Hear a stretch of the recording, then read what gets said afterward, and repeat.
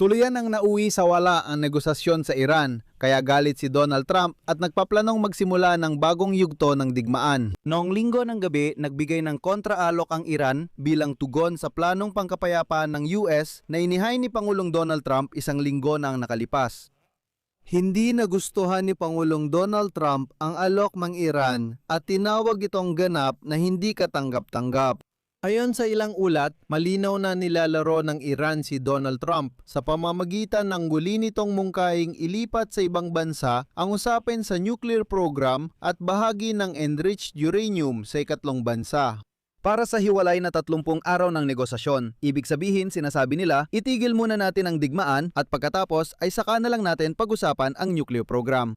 Ngunit hindi ito ang pinaka-importante. Ngayon, humihingi na ng pera ang Iran kay Donald Trump para buksan ang Strait of Hormuz. At hinihiling nila na hindi lang basta bayaran ang danyos, kundi aminin din na ang Strait of Hormuz ay teritoryo na ngayon ng Iran. Ako si Alexei Pechi, pag-usapan natin ito. Pero bago tayo magsimula, hinihiling ko na mag-subscribe kayo sa YouTube channel na ito, i-like ang episode na ito, at mag-iwan ng kahit anong komento sa video na ito. Malaki ang naitutulong nito sa paglaganap ng content sa YouTube. Magpapasalamat ako sa inyo dahil dito. Mag-subscribe din kayo sa Telegram channel kong Pechi News, ang link ay nasa video description. Doon namin agad inilalatala ang mga bagong balita. Sige, dumiretso na tayo sa paksa. Sa wakas, tumugon na ang Iran sa 14 puntong alok ng kapayapaan ni Donald Trump. Pero hindi natuwa si Donald Trump sa sagot at lalo pa siyang nagalit. Sa sarili niyang social network na Truth Social, sumulat siya at ito ang CP. Kakabasa ko lang ng sagot ng tinatawag na mga kinatawan ng Iran, hindi ko ito nagustuhan. Hindi talaga katanggap-tanggap. Interesante na ngayon tinatawag ni Trump ang mga ito na mga tinatawag na kinatawan, gayong kamakailan lang sinabi niyang halos tapos na ang kasunduan.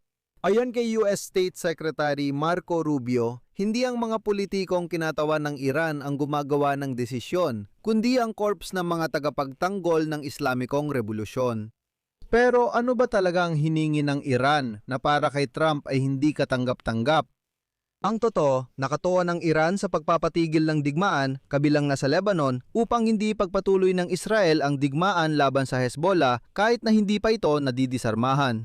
Muling hinihingi ng Tehran ang kompensasyon para sa pinsalang dulot ng digmaan na umaabot sa bilyon-bilyong dolyar at iginigiit ang soberanya ng Iran sa kipot ng Hormuz. Sa madaling salita, sinasabi ng Iran, kilalanin ninyo na ang buong kipot ng Hormuz ay hindi na internasyonal na tubig. Ito ay aming teritoryo ng Iran, kaya bawat barko na dadaan sa kipot na ito ay kailangang magbayad sa amin dahil dumadaan ito sa aming teritoryo.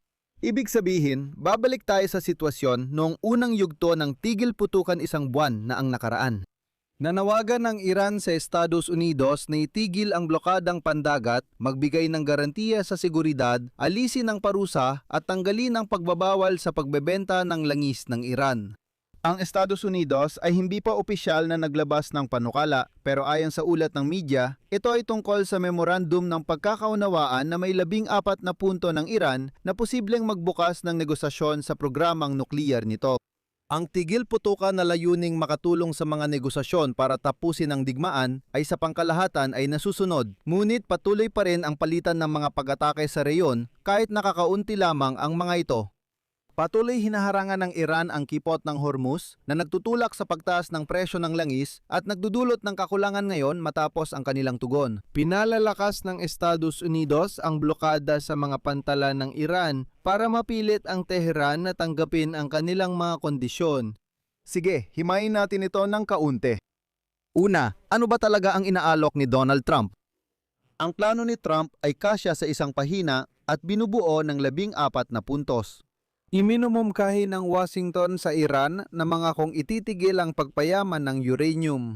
Pumapayag ang Estados Unidos na alisin ang mga sanksyon at i-unblock. Миллиарды замороженных иранских денег. Tatanggalin ng dalawang panig ang mga limitasyon sa pagdaan sa kipot ng Hormuz. Bilang tugon, nagpadala ang Iran sa Estados Unidos ng panukalang pangkapayapaan na 14 na puntos din. Parang nagiging palabas na lang ito. Ibig sabihin, papalitan lang ang mga papel.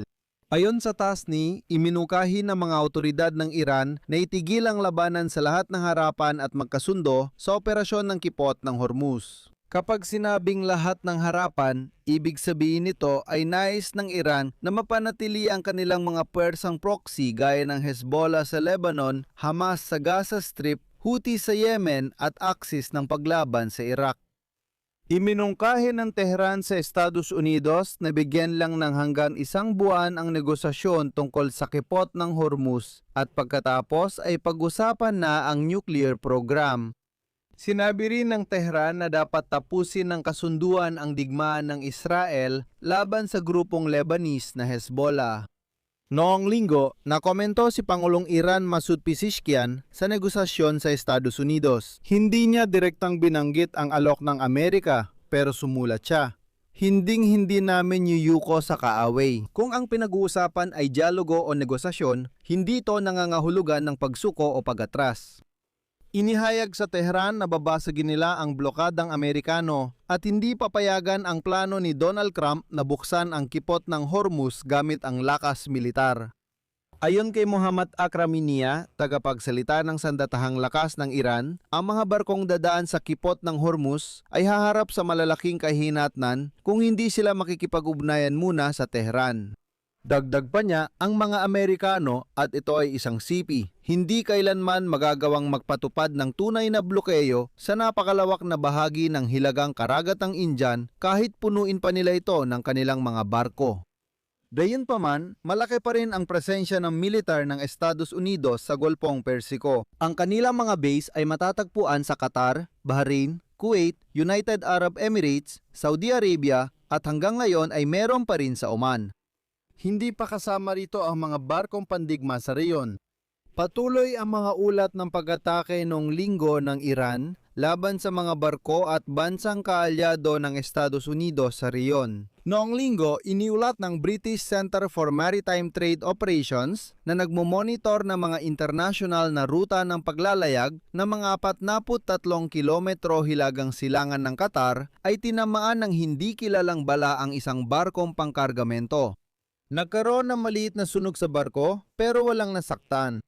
Iniulat ng Fars, ahensya ng Iran, na ayon sa kanilang source, ang barkong ito ay naglalayag sa ilalim ng bandila ng Amerika at pagmamay-ari ng Estados Unidos. Kinumpirma ng Iran na sila ang umatake sa barkong iyon. Noong linggo, sinabi ng Kuwait na may mga drone na pumasok sa kanilang himpapawid at nalutas ito ng kanilang militar. Makalipas ang ilang oras, iniulat ng United Arab Emirates ang kanilang mga sistema ng depensa sa himpapawid. At dito, nararapat ding alalahanin na noong ika-6 ng Mayo, isinulat ni Donald Trump sa kanyang sariling social network na Truth Social na kung hindi papayag ang Iran sa kanyang kasunduan, magsisimula ang pambobomba. Sa kasamaang palad, mas lalawak at titindi pa ito kaysa dati ayon kay Trump 1 linggo nang nakalipas. Sumagot na ang Iran sa kasunduan, ngunit hindi sila pumayag.